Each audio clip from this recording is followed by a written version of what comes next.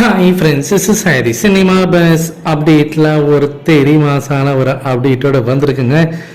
Jailer படத்தோடைய second part shooting நடந்துருக்கு. இந்த படத்தோடைய கதை எப்படி இருக்கும் அப்படின்னு சொல்லிட்டு எல்லாருமே அவங்கவுங்க யூகத்துக்கு பார்த்தினாக்கா ஒவ்வொரு கதையை சொல்லியிருக்காங்க.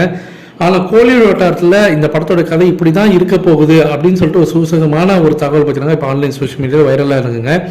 அதை தான் நம்ம பார்க்க போகிறோம். இந்த படத்தில் ப்ரீக்வலும் இருக்கும், சீக்வலும் இருக்கும், ஜெயிலர் ஃபர்ஸ்ட் பார்ட்டுக்கான காட்சிகளும் இருக்கும், அதாவது பிரசன்ட்ல நடந்த அந்த விஷயங்களும் இருக்கும் அப்படின்ற மாதிரி தகவல் வருது. ப்ரீக்வல்னா என்ன? முத்துவேல் பாண்டியன் நம்ம யாருக்குன்னா ஃபிளாஷ்பேக்ல பார்த்துருப்போம். ரஜினி சார் ஜெயிலராக இருப்பார்.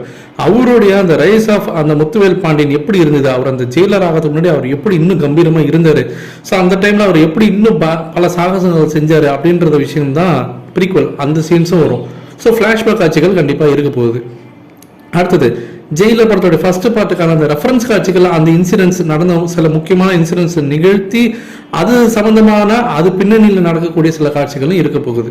இது இல்லாமல் வழக்கம் போல இது செகண்ட் பார்ட் ஒரு சீக்வல் கண்டிப்பாக இருக்க போகுது. ஃபுல் அண்ட் ஃபுல் நெல்சனுடைய ஸ்டைல், அவருடைய ஃபுல் அந்த காமெடி பேக்கேஜோட ஒரு நியூ டீம் பார்த்தீங்கன்னாக்கா ஒரு அட்ராசிட்டி பண்ணுறதுக்கு இறங்குறாங்க. அதுவும் குறிப்பாக காமெடியில் ஏற்கனவே யோகி பாபு அவர்கள் பார்த்தீங்கன்னாக்கா ஒரு பேட்டியில் சொல்லியிருப்பாரு. நான் சொல்றது ஒரு லாங் டைம் பிஃபோர் ஒரு காரில் ஒரு டிரைவ் பண்ணிருக்கும் போது பேசின்னு போவார். அந்த இன்டர்வியூவில் தெளிவாக சொல்லிருப்பாரு, நானும் நெல்சன் அவர்களும் பார்த்தீங்கன்னாக்கா புதுசாக ஒரு விஷயத்தை ட்ரை பண்ணுறோம், ஸோ இந்த படத்தில் வந்து வெயிட் பண்ணுங்க, அது நல்லா ஒர்க் அவுட் ஆயிடுச்சுனாக்கா செமையாக இருக்கும் அப்படின்ற மாதிரி ஒரு பேசியிருப்பார்.